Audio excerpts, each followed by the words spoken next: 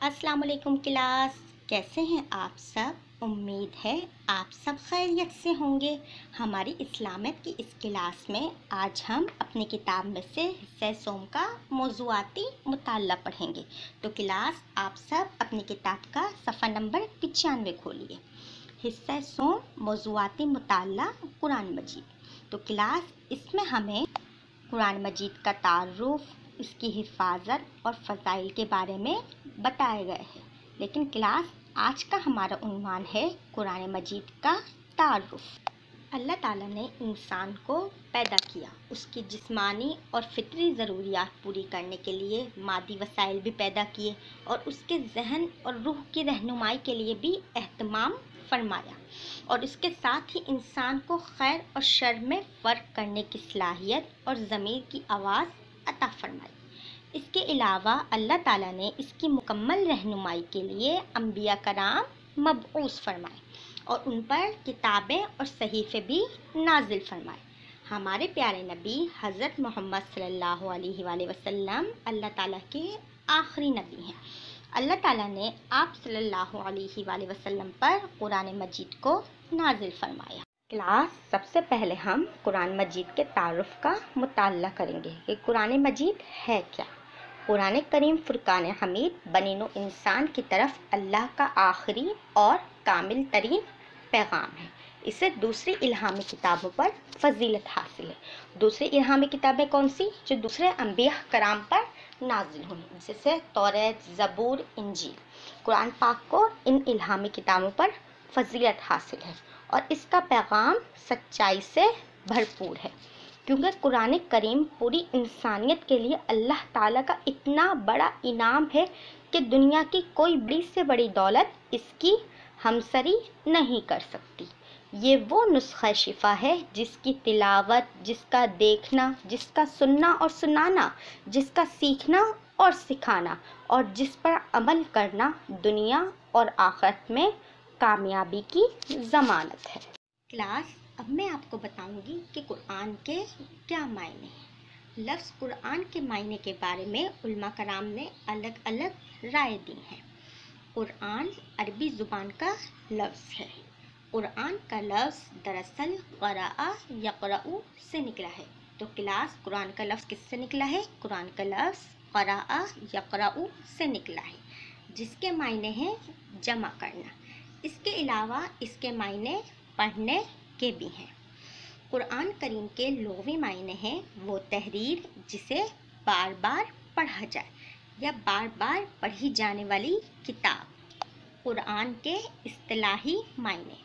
कुरान के इस्तिलाही मायने के बारे में उलमा कराम ने कहा है कि कुरान इस किताब को कहते हैं जिसकी तिलावत की जाती है और वो मुसहफ़ में महफूज और लिखा हुआ है। क्लास आपको पता है कि कुरान करीम के कुल 5 नाम हैं। वो ये हैं अल कुरान, अल फुरकान, अल ज़िक्र, अल किताब, अल तंज़ील। अल कुरान के मायने, जैसे कि मैंने अभी आपको थोड़ी देर पहले बताया, कि वो तहरीर जिसे बार बार पढ़ा जाए, और अल फुरकान के मायने हैं हक़ और बातिल में फ़र्क करने वाले। अल ज़िक्र के मायने हैं बयान करना, जिसको कुरान करीम ने यूँ बताया है ज़ालिका नतलूहु अलैका मिनल आयाति व ज़िक्रिल हकीम। ये पढ़कर सुनाते हैं हम तुझको आयतें और बयान हकीकी। और अल किताब के लिए कुरान करीम ने फरमाया है वमा अंज़लना अलैकल किताब इल्ला लितुबय्यिना लहुमुल्लज़ी इख्तलफ़ू फ़ीही व हुदन व रहमतन लिक़ौमिन युमिनून। और हमने उतारी तुझ पर किताब इसी वास्ते के खोल कर सुना दे तो उनको वो चीज़ जिसमें वो झगड़ रहे हैं और सीधी राह समझाने को, और वास्ते बख्शिश के।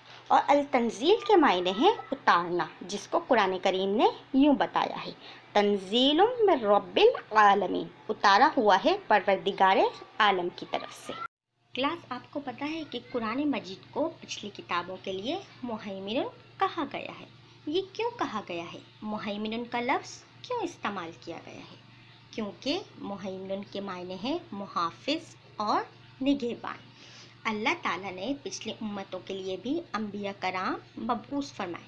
क्लास आपको पता ही होगा कि अल्लाह ताला ने इस दुनिया में 1,24,000 पैगंबर मबऊस फरमाए, اور ان انبیاء کرام پر اپنی کتابیں اور صحیفے بھی نازل فرمائے، لیکن ان انبیاء کی تعلیمات اور ان پر نازل شدہ کتابیں اپنی اصلی حالت میں محفوظ نہیں رہیں۔ اسی لیے قرآن مجید کو پچھلی کتابوں کے لیے مہیمن کہا گیا ہے۔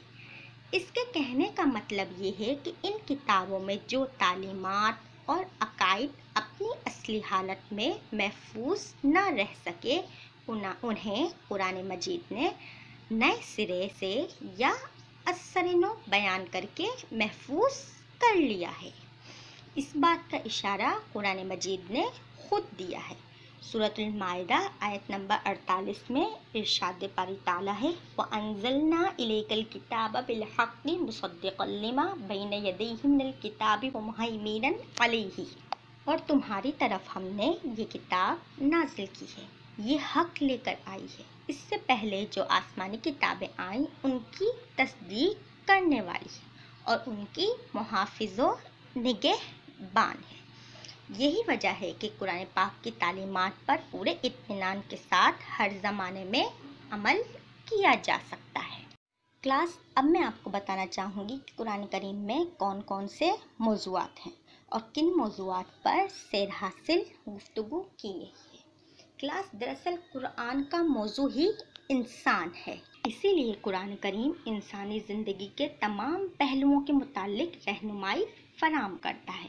اس میں انسانی زندگی کی حقیقت، خیر اور شر، حلال اور حرام، اخلاقی تعلیمات، غرض، زندگی کے ہر پہلو کے متعلق رہنمائی موجود ہے۔ اس میں انسان کی آخرت کی زندگی کے متعلق بھی تفصیلی معلومات موجود ہے۔ قرآن پاک انسان کی انفرادی اور اجتماعی زندگی کے بارے میں معاشرتی حقوق و فرائض اور اس کے معاشی اور اقتصادی امور کے متعلق بنیادی ہدایات اور سیاسی اور بین الاقوامی معاملات اور اخلاقی رویوں کے متعلق جامع تعلیمات پیش کرتا ہے۔ غرض، قرآن کریم انسانی زندگی کے تمام پہلوؤں کے بارے میں ضروری معلومات اور رہنمائی کا خزانہ ہے۔ اس میں وہ تمام باتیں وضاحت سے بتا دی گئی ہیں جن کا جاننا انسان کے لیے ضروری ہے اور جن کے جاننے کا انسان کے پاس کوئی دوسرا ذریعہ موجود نہیں ہے۔ قرآن کا مختصر خاکہ۔ قرآن مجید میں 30 پارے موجود ہیں۔ قرآن مجید میں 114 سورتیں، جن میں 87 سورتیں مکی اور 27 مدنی ہیں۔ قرآن میں 540 رکوع اور 6666 آیات اور 14 سجدے ہیں۔ قرآن میں 7 منزل ہیں۔ قرآن کی سب سے بڑی سورت سورۃ البقرہ ہے اور قرآن کی سب سے چھوٹی سورت سورہ الکوثر ہے۔